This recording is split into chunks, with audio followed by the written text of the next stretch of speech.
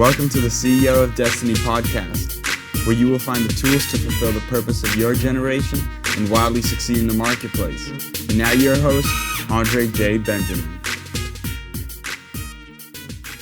What age were you when you noticed that the media's impact on you, on your mind personally? I was quite young because I saw it happen to my parents because half the time when I was growing up, we couldn't afford a television. And in those days, you could only rent a television. You couldn't buy one. Wow. And you rented it from the company. Rental Vision is one of the companies, and I don't think they exist anymore.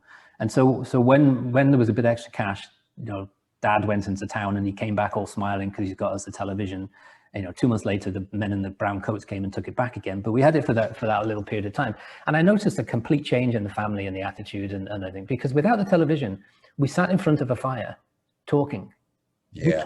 We told stories. My mum was great at starting a story, and then you didn't know who she was going to pick, and she go, right, take it on. And you had to keep the story going, and it went into a completely different, it was very funny. Went into a completely different direction. And then I had to pass it on to someone else, and it went around. Wonderful nights, my favorite memories. And then the television came, and the television went click, and everybody just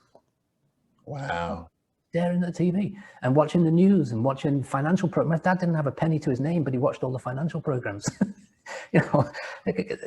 A madness. And then we went through a period of blackouts, and the television went off again, and they were the best nights again too. No light, candles, sitting around a campfire talking. And I noticed that difference, and so I've been that the television, particularly, and the radio, I noticed how it sort of molded my parents' thinking about the world. They weren't expressing their own thoughts about the world. They were expressing something they've seen on TV or something they've heard on the radio. That for some reason the reticular activation system thought, okay, that's what I believe in. So I noticed that, and I filtered out all the other stuff. And so it kind of reinforced their view of the world, which was a fairly racist view. Coming out of the Second World War. They're very anti this country and anti that country. Yeah, absolutely. And the world was really in schism then at that point. Yeah, and they saw the war as like John Wayne against the baddies type of thing. They didn't want to know the history, the truth. And so I've realized there is no truth in the media. You have to go seek it yourself, and that's really why I'm such a history fan. I like to read independent history books. It's fascinating that you made the contrast as a kid, because there's so many. You would quite the contrary think that the kids want the television, so we're sold to believe that. But you said, man, my best memories was when the TV was off and when we were being creative. It's like your mom was provoking creativity in you guys to use your mind. Like, okay, what? Now you take the story. Like, that's powerful. But yeah, but I've seen it during lockdown. I've seen, in my other place up in Washington before I sold it, I could walk for 5 miles and not see another human being. But when COVID arrived, suddenly all families are out walking and chatting, and they're not using their devices all the time. And kids are on bikes again, thank goodness, and getting exercise. I saw a lot of benefits, even though it's a horrible thing to go through. I saw a lot of benefit coming out of that. And I bet you those kids will talk like I am about the television going back to the Rent-A-Fusion shop. I bet kids will talk about lockdown in the same way. Like they were our best memories because my mum and dad were present. They were with us. That's true.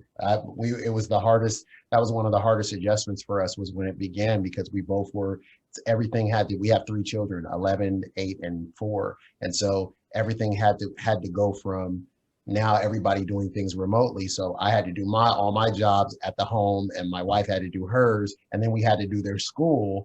And then our youngest was now impacted because she was usually getting childcare by herself at our house.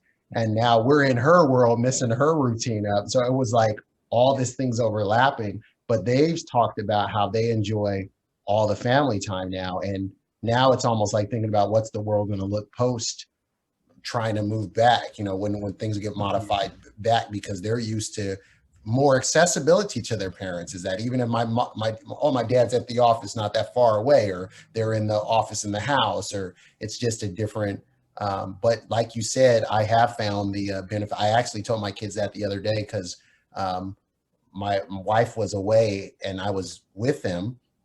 And so they went to go spend the night at their grandma's house, and because I needed to get up, and I had a really packed day the next day. and I missed them. It was so quiet in the home. I'm so used to them running, doing everything, and being connected. And I told them, I said, it was hard for me to sleep last night because I'm just so used to little feet running around and doing things. As much as I thought I would be irritated or love the peace, I'm used to them being around. So what you're saying resonates really well in regards to, yes, there's a lot more. I think this gave people a lot of, I believe it was a God-given time for people to reflect, to become introspective, to repair things that need to be repaired in their communication and their relationships with others and whatnot. It's all about perspective. It's about how you see it, because at first you go, oh, this is messed up, and I had all these goals and ambitions, and now this is thrown off. Or you can, like that word you used before, adaptability, adapt.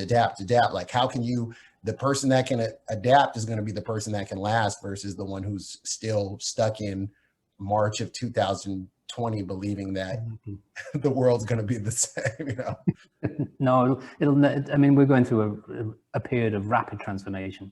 And everything's going to change. The way we live, the way we work, the way we transact, the way we entertain ourselves, everything's changing in a good way. This is if your listeners go to, or viewers go to trevorgblake.com, they can download The Practical Magic of the 5-Hour Workday as a freebie. So I put it out there. So I like to show this success and balance thing, but it's got the science behind it. And part of the science is the history. So it talks about what life was like before the first day of the Industrial Revolution and how our lives have kind of reflected that Industrial Revolution. And now we're moving out, and we have the opportunity to move back to a village-centric culture where the priorities, in 1739, the priorities were family, church, leisure, work. And most people worked only 3 hours a day, by the way. Most people don't know that. Then the Industrial Revolution comes along. People build machines. The machines are put in factories. To get work, you've got to go to the factory. And then people are working 10, 12, 14-hour days, and it destroyed life completely. And I believe, and then we're in it, especially in America and the Western world, there's no priorities anymore. It's work, work, work, and work. Well, I believe we're moving away from that. And I think we're getting back to family, spirit, leisure, work. Because you can be incredibly successful today in an incredibly short period of time. There's never been a better time to start your own company and achieve rapid financial independence. And you don't have to stray very far from your computer to do it. I mean, it's a wonderful opportunity. I just want everybody to realize it and take advantage of it while it exists, Absolutely. I'm very thankful for your time and for you sharing just your story. In a world now where people are very scarcity based and all about self, it's good to hear somebody saying, hey, these things have worked well for me and I want to share them with others. And you're really encouraging people to stop wasting their time and stop spinning their wheels. There's more options available, and the Bible says to redeem the time, for the days are evil, which means like they're short. They're take advantage and seize the day and get them right. Repurchase back your time and be unencumbered with those things that are distracting us and leading us astray. So thank you for your time, Mr. Blake. I'm excited about the future. And people can find you at all places by going to your website. What are the... trevorgblake.com is everything. The books, courses, and all the rest of it. And all my proceeds go to cancer research and development. So everybody wins. That's the portal. So we're excited to have you, and thank you. So, and then we'll edit that rest out. But thank you for your time. Any exciting plans for 2021 beyond, obviously, these companies? Well, I think the sale of the company is the biggest thing that's going to happen, and I've reinvented myself, so I have no idea where this adventure is going to go. So we'll see. My wife did tell me that I will get involved in something that I can't possibly see coming, and I have no idea, and won't believe that I'm actually working in this field. And she's told me that, so I'll see what it is. And you just moved, you said, how often, how long ago did you move into this place now that you're in? Last Tuesday. Wow, you're brand new, literally. When you said it's empty, it's really empty because you just got there. Yes. So are you going to be in Washington anymore? Are you to visit? Yeah, I'll go back. I love it. I love it up there. I miss the seasons. Being English, we miss the seasons a little bit. So yeah, I'll probably do the reverse snow thing. I'll probably get a little place. I had an apartment in Bellevue one time, so I might do that again.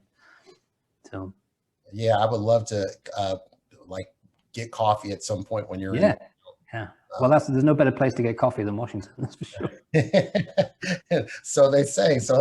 It was snowing today. That's when we live in Washington State. We live in Renton, Washington, or the Seattle. But it's funny. It was snowing this morning, and my wife said, "What in the world?" Briefly, and then it just went away. So it's you know the weather over here. Yep. And what's the best way to reach you? Email's always the best way. Perfect. Well, I thank you for your time. Yeah, you too. That was fun. I enjoyed it. Thanks for the question. Enjoy the rest of your day, and God bless and good success to you on the work that you're engaged in. Take care. Thank you, Andre. Appreciate it. Thank you for listening to today's episode. Do us a favor. If this was useful in any way for you, please go to iTunes and leave us a review. Reviews will allow others to easily discover the podcast. If you'd like more information and to receive a free download, Rediscover Your Destiny, go to ceoofdestiny.com. Thanks again, and tune in next time.